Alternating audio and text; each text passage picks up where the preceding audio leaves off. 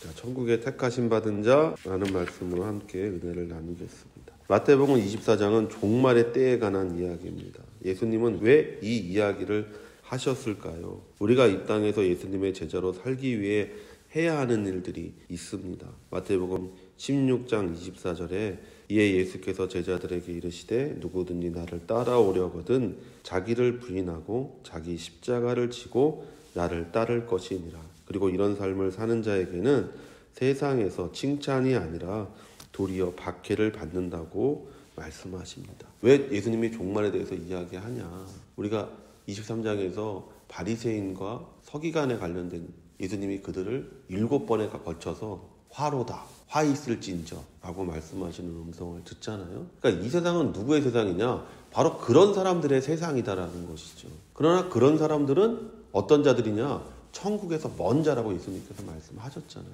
그러면서 그런 자들이 다스리는 세상과 다른 세상이 있는데 그 세상과 다른 세상 사이에 무엇이 있다는 겁니까? 종말이 있다는 것이죠. 이 세상이 변하는 게 아니에요. 이 세상이 개혁되는 것이 아니라고 예수님은 말씀하고 계셔요. 예수님은 무엇이라 말씀하시냐? 이 세상은 끝장날 거다. 그리고 새로운 세상이 올 거다. 그 새로운 세상이 오는 과정이 이 환난의 과정이고 이 종말의 모습이라고 예수님께서 우리에게 말씀하고 계신 것이죠. 마태복음 5장 11절에서 12절에 나로 말미암아 너희를 욕하고 박해하고 거짓으로 너희를 거슬려 모든 악한 말을 할 때에는 너희에게 복이 있나니 기뻐하고 즐거워하라. 하늘에서 너희의 상이 큼이라. 너희 전에 있던 선지자들도 이같이 박해하였느니라. 예수님이 말씀하시는 것이 그거잖아요. 세상은 너희를 칭찬하지 않을 거야. 세상은 너희를 환영하지 않을 거야. 세상은 너희를 욕하고 너희를 박해하고 너희에게 침뱉을 거야. 그런데 예수님이 뭐라고 말씀하셔요? 그런데 그것이 너희에게는 상급이 될 거다. 이렇게 말씀하시는 것을 듣게 되는 것이죠. 그러니까 23장에 그 바리새인과 서기관이 다스리는 세상, 위선적인 것, 자신의 욕심을 정의로 가장하고 자신의 욕망을 의로움으로 가장하는 그런 세상 가운데서 그 세상이 변할 것이라고 많은 사람들이 소망을 갖고 많은 사람들이 기대를 갖잖아요. 심지어는 제자들조차도 어떤 소망을 가졌어요? 예수님이 왕이 되면, 이 땅에 이스라엘의 왕이 되면 세상이 바뀔 거다라고 생각했잖아요. 근데 예수님은 지금 그것이 아니라 나는 십자가에 달려 죽을 거다라고 얘기하시면서 계속해서 예루살렘을 향해서 조금씩 그 십자가를 향해서 나아가고 있는 거잖아요. 그래서 예수님께서 말씀하시는 거잖아요. 이 세상은 끝장날 거다. 그리고 그 끝장났을 때 너희는 어느 편에 서 있을 거냐라고 묻는 것이죠. 이 세상에서 조롱과 멸시와 박해를 피한 자들은 그 바리새인과 서기관의 위치에 서 있는 것이고, 이 세상에서 예수 그리스도를 위해서 기꺼이 박해받고 조롱당하고 멸시받고 굶주림을 겪고 목마름을 겪는 자에게는 그 다음 다른 세상에서의 그 예수님이 가지고 오는 세상에서의 그 왕노릇함이 있을 것이라고 예수님께서 말씀하시는 음성을 우리가 듣게 되는 것이죠. 그럼 우리가 그렇게 살아야 되는 이유가 뭐냐 이거죠. 왜 우리는 다르게 살아야 됩니까? 왜 우리는 세상 사람과 다르게 그들과 영합하고 그들이 옳다고 생각하는 대로 살지 않고 왜 성경이 말하는 대로 예수님이 우리에게 요구하시는 대로 살아야 됩니까? 예수님은 지금 십자가의 죽음을 향해 나아가고 있습니다. 그리고 그의 죽음이 가져올 것들에 대해 제자들에게 이야기하고 있습니다. 예수님은 이 땅에 종말과 새로운 하늘과 땅을 가져오실 거라는 거예요. 그러니까 우리는 다르게 살아야 된다는 거예요. 그러니까 우리는 다른 생각을 가져야 된다라고 예수님께서 말씀하고 계신 거예요. 무엇보다 다른 기준을 가지고 살아야 된다라고 예수님께서 우리에게 말씀하고 계신 거예요. 그리고 그 종말과 새로운 하늘과 땅에 대해 예수 그리스도를 믿는 자의 모습을 예수님은 지금 말씀하고 계시는 거예요. 13절에 그러나 끝까지 견디는 자는 구원을 얻으리라. 끝까지 견디는 것이 구원을 가져오는 것이다. 근데 견딘다는 말은 뭡니까? 내가 어떤 것을 끝까지 유지한다는 걸 얘기하는 거잖아요. 어떤 것을 붙잡고 그것을 놓지 않는다는 걸 얘기하는 거잖아요. 왜곡하지 않는다는 걸 얘기하잖아요. 변절하지 않는다는 것을 얘기하고 있는 거잖아요. 그러니까 말씀을 끝까지 붙잡는 자만이 구원을 받게 될 거다. 내가 가르친 것을 지키는 자만이 구원을 얻게 될 거다. 언제? 그 종말의 때라고 예수님께서 말씀하고 계신 것이죠. 예수님은 우리에게 종말을 준비하도록 이 말씀을 하고 계신 거예요. 왜냐? 예수님의 십자가의 죽음과 부활 이후부터는 이제 언제 예수님이 다시 오실지 아무도 알 수 없는 것이죠. 그러니까 그 시대를 살고 있는 사람들은 누구나가 예수의 재림을 맞이할 수 있는 가능성이 있는 거예요. 그러니까 그 사람에게 요구되는 것이 뭐냐? 끝까지 견디는 거다. 네가 처음 가졌던 그 믿음을 끝까지 유지하는 거다. 그럴 때 네가 그 종말에서 비로소 구원을 받는 것이고, 그 종말의 때가 지난 후에 구원과 영생과 천국과 축복의 삶이 너에게 약속되어지는 것이다 라고 예수님께서 말씀하고 계신 것이죠. 그날 환난 후에 즉시 해가 어두워지며 땅이 빛을 내지 아니하며 별들이 하늘에서 떨어지며 하늘의 권능들이 흔들리리라. 큰 환난이 믿음을 가진 자들에게 임한 후에 세상은 다른 모습이 될 것입니다. 정상적이어야 하는 것들이 비정상적이 될 것입니다. 우리의 상식과 논리적이라고 생각한 것들이 구시대의 유물처럼 말해지게 될 것입니다. 믿은 사람들을 핍박하기 위해서 그들은 다른 논리를 가져오잖아요. 우리가 옳다라고 하는 것을 틀리다라고 말해야 되니까 다른 걸 가져오잖아요. 왜 여자가 여자를 사랑하면 안 됩니까? 왜 남자와 남자가 결혼하면 안 됩니까? 하고 우리에게 묻는 것이죠. 하나님이 그렇게 하라고 했다면 아니 하나님이 어디 있냐고 그러면서 하는 것이죠. 즉 우리가 당연하다고 느꼈던 태양의 빛과 달의 빛이 어두워지고 변하게 된다는 거예요. 태양이 없어진다고 말하지 않았습니다. 달이 없어진다고 말하지 않았습니다. 절대적인 진리가 상대적인 진리로 변하게 될 것이라고 얘기하는 거예요. 물론 우리가 이거 문자적으로 볼 수 있죠. 저는 문자적으로 보지 말라고 얘기하는 것이 아닙니다. 실제로 해가 어두워질 수 있죠. 그러면 얼마나 많은 자연재앙이 우리 가운데 일어나겠습니까? 달이 어두워진다는 건 태양이 어두워진다는 거잖아요. 달은 태양을 비추는 것 뿐이니까. 그 말은 결국 환경이 정말 엉터리로 변한다는 걸 얘기할 수도 있는 것이죠. 그러나 저는 그런 것보다 이 정신적인 세상 속에서 올바른 것이 틀린 것이 되고 정상적인 것이 비정상적이 되는 것이다라고 이 말씀을 해석하고 싶어요.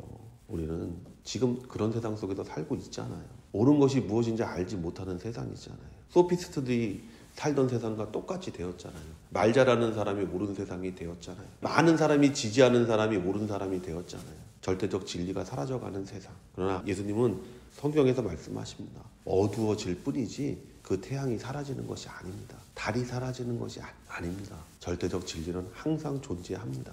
단지 그것을 가리고 숨기고 감추고 그것을 왜곡하려는 자들이 있는 것뿐입니다. 그러니까 비정상적인 사람들이 정상적인 우리를, 온전하지 못한 사람들이 온전한 우리를 공격해서 우리를 타락시키고 우리를 몰아내고, 그래서 자신들이 주장하는 것이 온전한 것이다라고 말하고 싶으니까 계속해서 우리를 핍박하잖아요. 믿는 사람들을.